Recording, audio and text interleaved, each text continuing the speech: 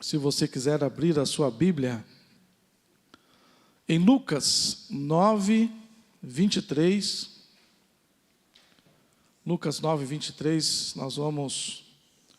Está no telão aqui a Nova Bíblia Viva, esta versão mais moderna um pouco.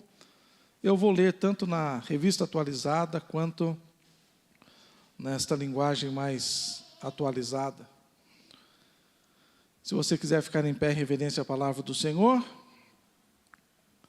Dizia a todos, Jesus dizendo: se alguém quer vir após mim, a si mesmo se negue, dia a dia, tome a sua cruz e siga-me. Aqui nesta versão mais atualizada diz assim: então ele disse a todos: aquele que quiser me seguir, deve pôr de lado os seus próprios desejos e carregar a sua cruz cada dia e me acompanhar. Amém? Você pode se assentar. Irmãos, esta é uma mensagem pouco difundida nos dias de hoje, uma mensagem que não atrai as multidões, uma mensagem que não enche os templos, mas é uma mensagem verdadeira, uma mensagem bíblica, sobre tomar a nossa cruz. Hoje em dia nós temos sido ministrados por tantas e tantas palavras, bênçãos, prosperidade, não que nós sejamos contra isso, nós oramos por bênção, nós oramos por prosperidade, mas pouco tem se falado sobre tomar a sua cruz e seguir a Jesus. Eu quero compartilhar aqui de maneira rápida com os irmãos algo que o Espírito Santo tem colocado ao meu coração, que nós precisamos entender e precisamos colocar em prática no nosso dia a dia. Então, ali no texto, Jesus começa dizendo assim: se alguém, quando Jesus está usando, se referindo dessa maneira, se alguém, Jesus está declarando que a salvação que ele veio trazer é universal. Jesus estava rompendo os limites da salvação. Como Jesus estava rompendo os limites da salvação? Nós sabemos, e nós lemos no Antigo Testamento, Jesus lá em Gênesis, Deus, em Gênesis 12, chama Abraão e diz: Abraão, de ti eu farei uma grande nação. Então nós temos que entender que os descendentes de Abraão, as 12 tribos, o povo hebreu, o povo judeu, estes fazem parte do povo escolhido de Deus. A terra santa, Jerusalém, é daquele povo por possessão perpétua. Este é o povo de Deus, e a salvação no Antigo Testamento era exclusiva para o povo judeu. Tanto é que os judeus não se misturavam com as demais nações, com as outras raças, nem se assentavam para comer juntos, eles estavam sempre isolados. Mas quando Jesus declara: se alguém, Jesus não está dizendo: olha, se algum judeu quiser ser salvo e me seguir, não, ele está dizendo: se alguém. Então, quando Jesus se manifesta, o Emanuel, o Deus conosco, quando ele nasce humildemente naquela manjedoura, eu lembro certa feita,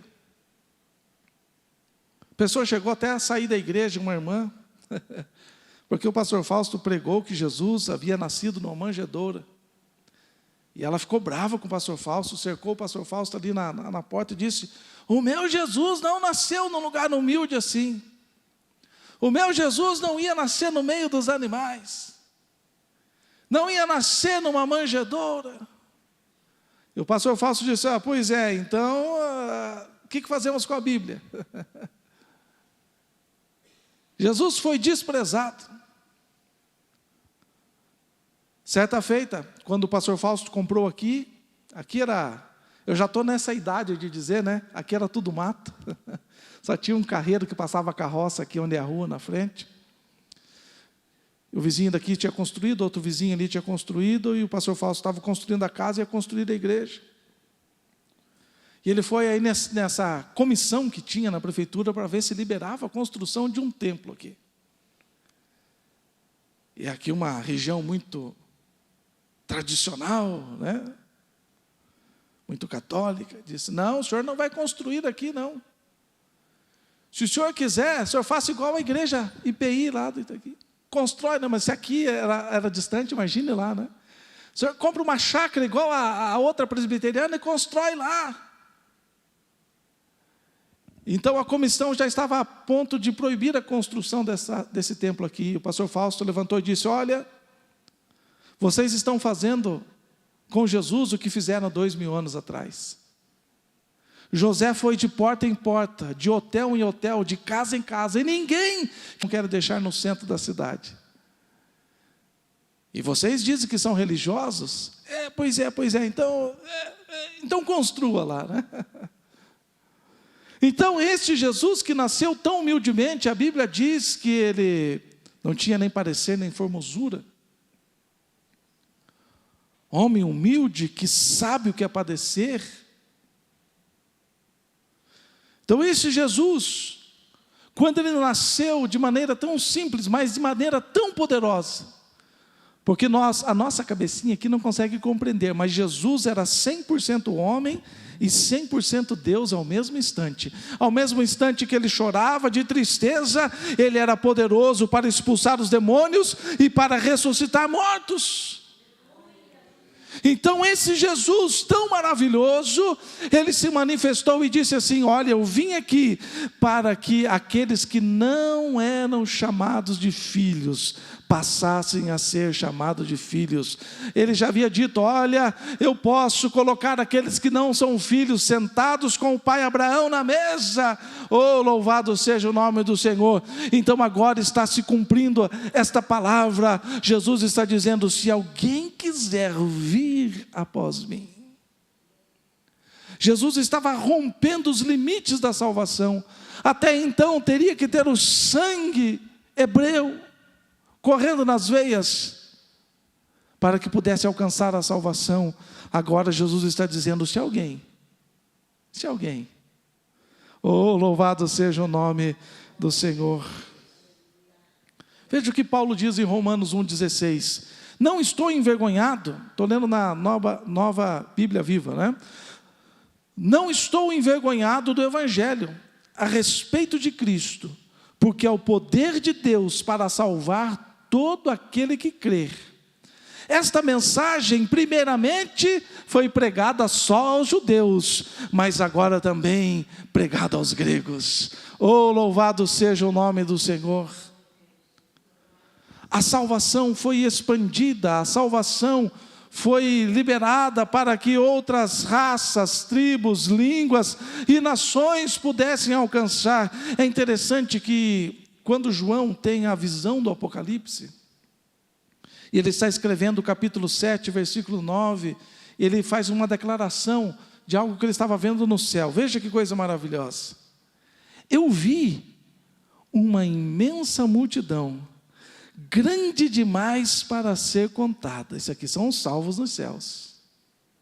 Uma imensa multidão, grande demais para ser contadas, de todas as nações, de todas as tribos, de todos os povos, de todas as línguas, que estava em pé diante do trono, oh aleluia, e do Cordeiro, com vestes brancas e com folhas de palmeiras nas mãos. Então nós temos que entender que nós fomos incluídos, você foi incluído. É interessante, o pastor Meno Kalischer estava dando um testemunho que as pessoas chegam para ele e dizem assim, eu tenho um antepassado meu que era judeu. Ele falou assim, azar é o seu.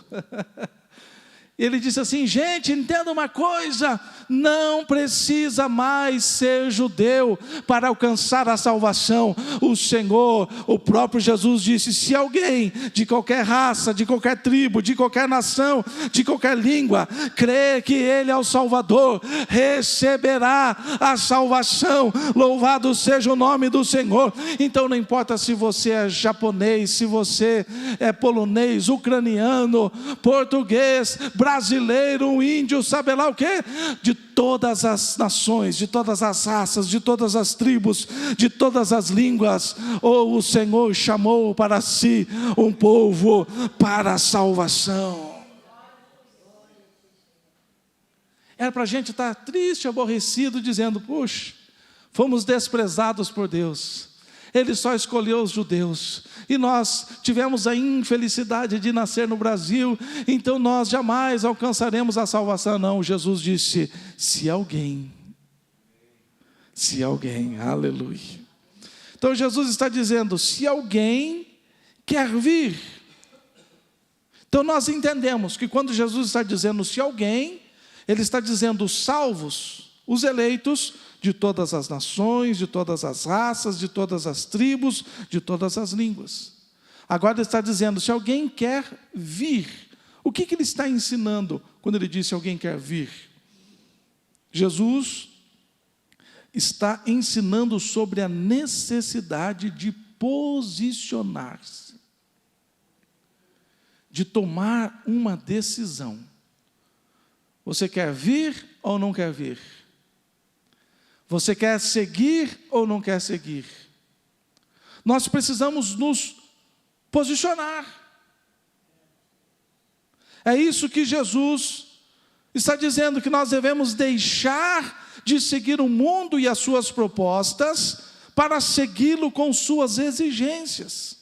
Ser guiado por Jesus, seguir os passos de Jesus, ser influenciado por Jesus.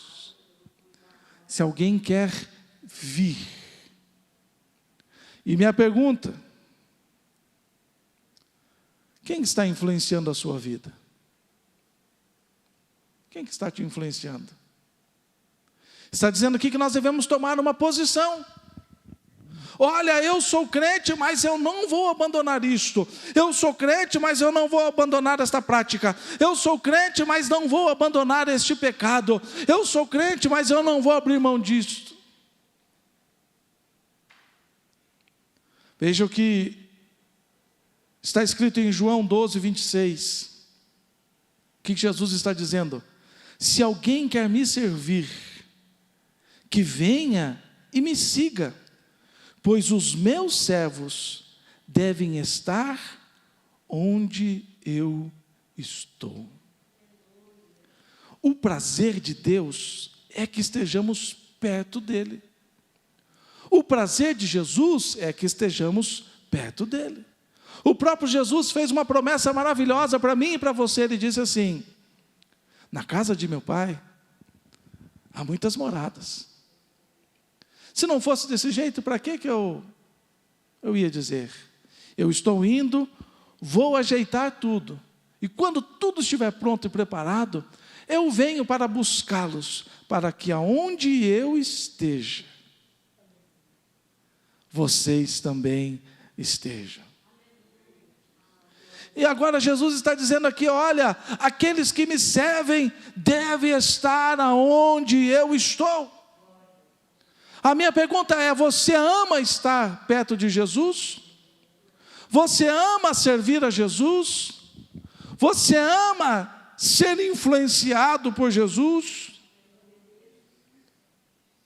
Hoje em dia os crentes estão sendo influenciados pelas novelas. Os crentes estão influenciados pelos influenciadores digitais. As pessoas não olham mais para a Bíblia, não olham mais para Cristo, mas elas querem andar conforme aquela fulana está andando, conforme aquele fulano está usando, usar aquilo que ele está usando, cortar o cabelo do jeito que ele está cortando, usar a roupa da cor que ele está usando. Por isso que é chamado de influenciador digital.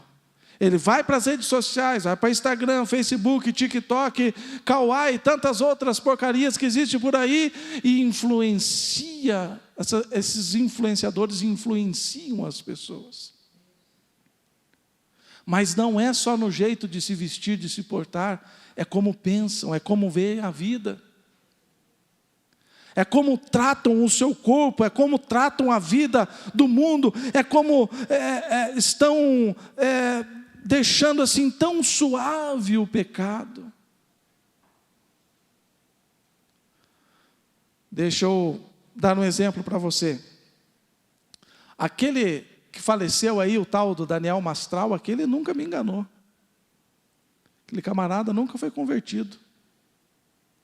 Nunca se converteu.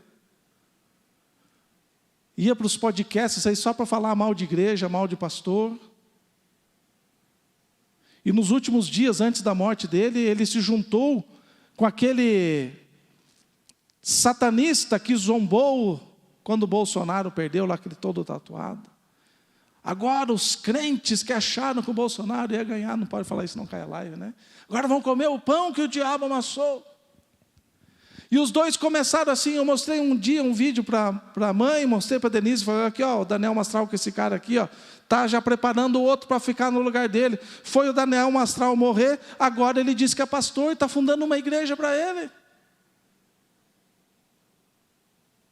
Tem uma moça, eu estava vendo ontem ainda, o ano passado era do mundo, agora se converteu, se tornou influenciadora digital e agora é pastora. Tem um ano de crente, não sabe o que é a vida cristã, não sabe o que é a Bíblia, não sabe o que é intimidade com Deus, não sabe o que é comunhão com Deus, e os crentes estão indo lá beber como se fosse uma boa fonte, sendo influenciados por essas pessoas. Quem está te influenciando? Jesus está dizendo, quem quiser vir, tem que estar aonde eu estou. Tem que seguir os meus passos. Aonde colocar o meu pé, tem que colocar também. O que eu fizer, tem que fazer também. Quem está te influenciando? Você ama estar com Jesus? Você ama estar perto de Jesus? E vir num culto de domingo como esse é um peso na sua vida? Ouvir o pastor Hudson pregar é um peso? Você precisa se aproximar mais de Jesus.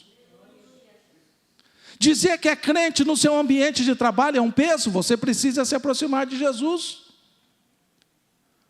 Falar para a sua família que você é crente, tomar esta posição e dizer, ó, a partir de hoje, eu não me misturo mais com essas coisas, porque eu sou lavado e remido no sangue de Jesus. Os crentes de hoje estão sendo influenciados. Vem uma moda lá, traz para dentro da igreja. Vem uma moda lá, traz para dentro da igreja. Vem uma moda, pior de tudo, traz para a vida. Não existe mais crentes com fundamentos sólidos na palavra do Senhor. Jesus está dizendo, aquele que quiser vir, aquele que quiser me servir, venha, me siga, mas deve estar aonde eu estou. O que está escrito em João 8,12, depois de um dos seus ensinos, Jesus disse, eu sou a luz do mundo, e se vocês me seguirem, vocês não vão tropeçar na escuridão, mas terão a luz da vida. O que Jesus está dizendo? Eu sou a luz do mundo, e aquele que quiser, se alguém quiser vir, não pode ser influenciado, pelo contrário, deve se tornar uma influência para o mundo. As igrejas hoje estão quase igual a um clube. Tudo que o mundo oferece, né, pastor? Né? Tudo que o mundo oferece, estão se oferecendo dentro das igrejas. Para atrair as pessoas, não pelo evangelho, mas atrair pela experiência. Hoje os cultos têm se tornado experiência. Eu estava vendo um jovem contando que ele foi trabalhar naquela igreja Hillsong, lá na Austrália. E ele disse assim, os jovens, estava contando para uma mulherzinha essa semana, os jovens não têm mais compromisso com Deus. A igreja tinha milhares e milhares de jovens e adolescentes. Quando o TikToker entrou lá, todo mundo cantou. Quando o pregador entrou para pregar a palavra, eles viraram as costas para o palco, atacaram a pilha de sanduíches do McDonald's que tinha lá, começaram a comer como se estivesse num clube. Eles só davam atenção para aquilo que interessava, mas aquilo que não interessava, eles viravam as costas. Então é isso que Jesus está dizendo, que nós devemos ser influência, não influenciados. Se você chega para trabalhar na empresa, você que tem que mudar o ambiente, não ser mudado pelo ambiente. No meio da sua família, você não pode ser igual a todos, você tem que ser influência, você não pode copiar os outros que devem copiar você. Na vida social, nas redes sociais, você não pode ficar copiando os outros. Os outros têm que olhar para você e ver a luz de Cristo na sua vida, aleluia. O que ele está dizendo? Eu sou a luz do mundo, oh aleluia. Você deve influenciar as trevas. Se alguém quer vir, nós somos chamados para influenciar este mundo. Jesus está voltando. Jesus está voltando. Muitas igrejas estão preocupadas. É lógico que nós queremos essa igreja cheia, e nós temos declarado e profetizado que esta igreja vai ficar cheia, mas as pessoas têm se preocupado apenas em encher a igreja e não preparar o povo para a vida eterna. E se nós estivermos sendo influenciados pelo mundo, nós não herdaremos a vida eterna, mas nós temos uma bendita esperança. Jesus é a luz do mundo, e Ele morreu por mim, morreu por você, Ele quebrou os limites da salvação, e a salvação que era exclusiva para os judeus, chegou a mim e a você, e muito mais do que a salvação, Ele é a luz, somos influenciados pela luz, e saímos como tochas vivas por esse mundo, e aonde nós passamos, nós fazemos a diferença. Oh, aleluia. Seja alguém que leve a paz, leve a esperança e leve a salvação. É isso que Jesus está dizendo. Se você é influenciado por Jesus, você vai fazer o que Jesus faria. Tem aquele livro famoso, não é? Em seus passos, o que faria Jesus? Quando Jesus chegava no lugar que tinha guerra, o que ele fazia? Gerava paz. Quando Jesus chegava no lugar que tinha tristeza, ele levava a alegria. Quando Jesus chegava no lugar onde não havia esperança, ele gerava esperança.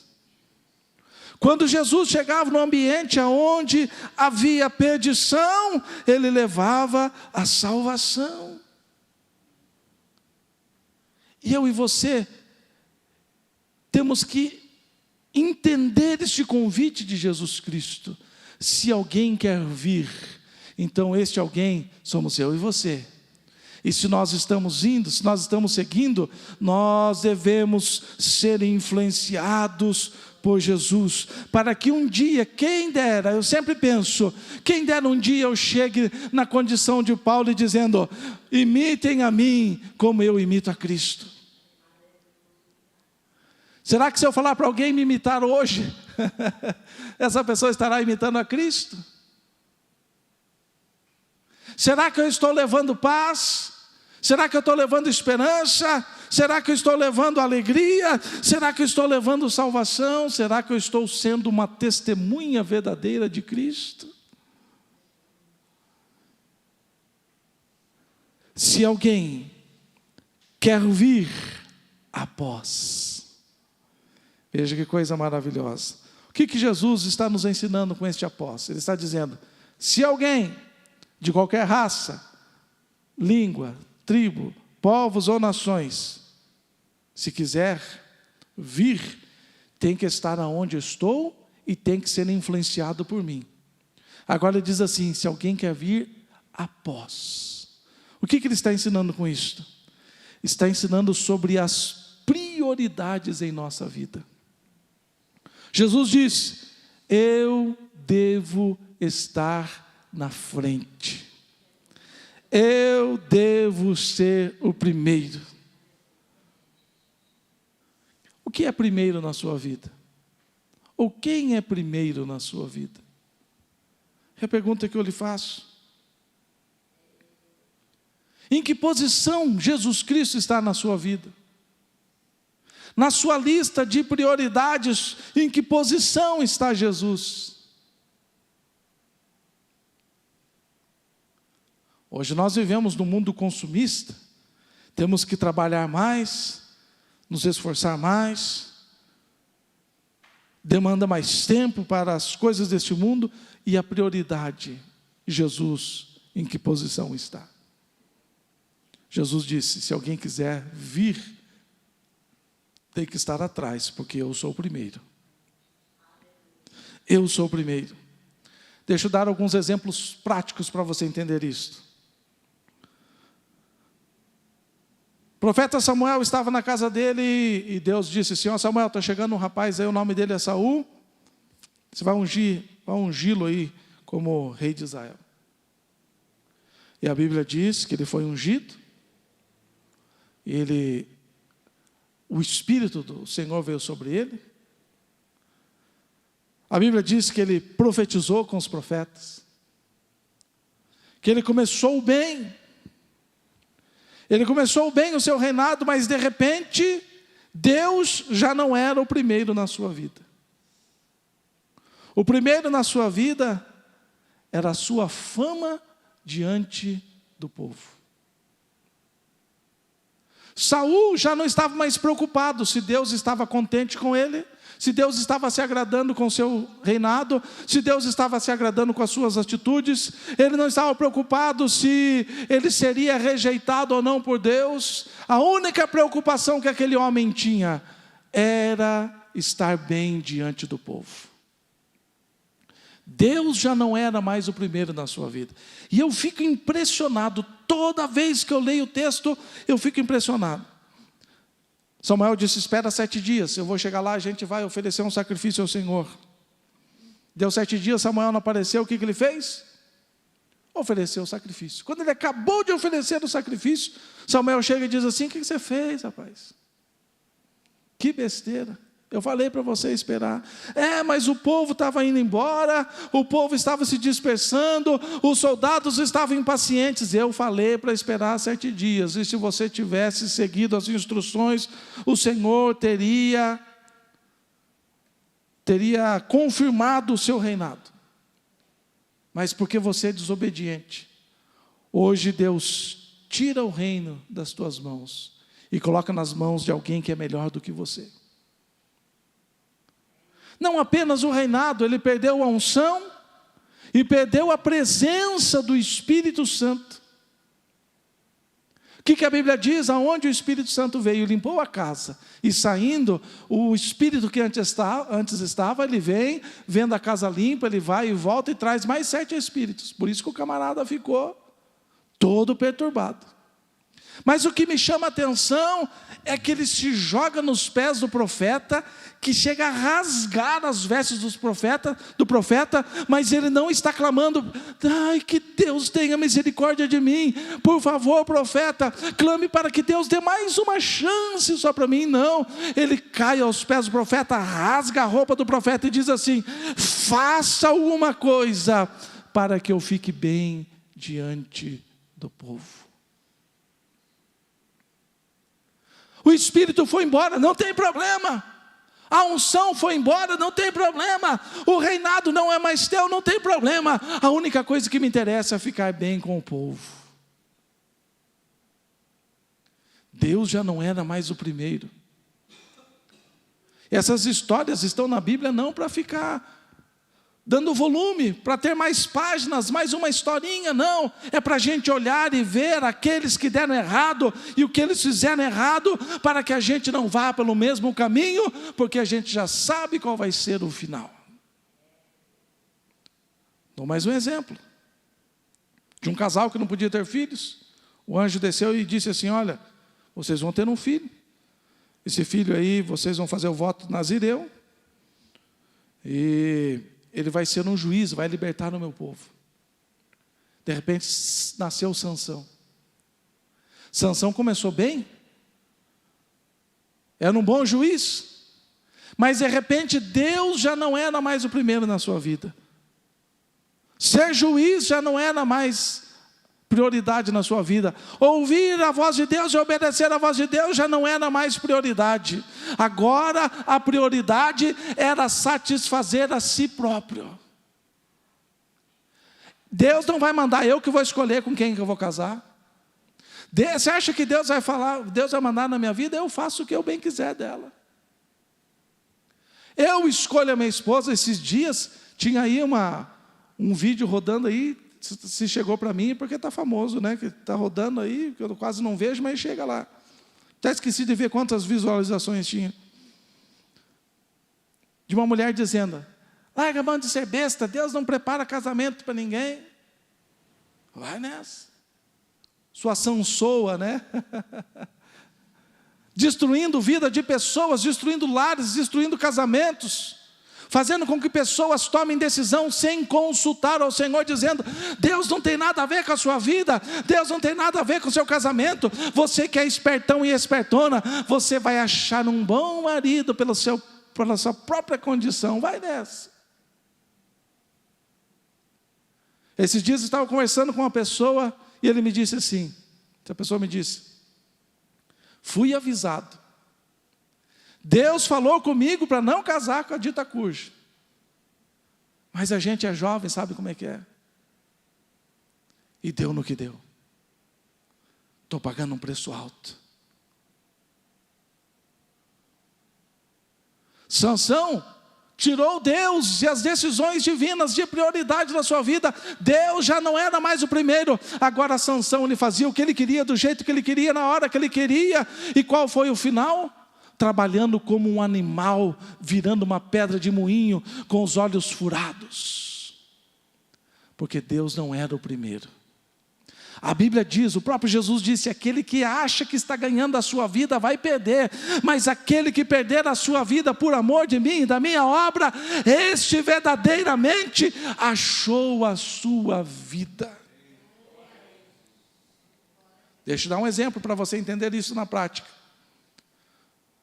Daniel, um jovem sábio de Israel, foi exilado para a Babilônia e as coisas começaram a dar certo. Ele se tornou presidente, muito famoso.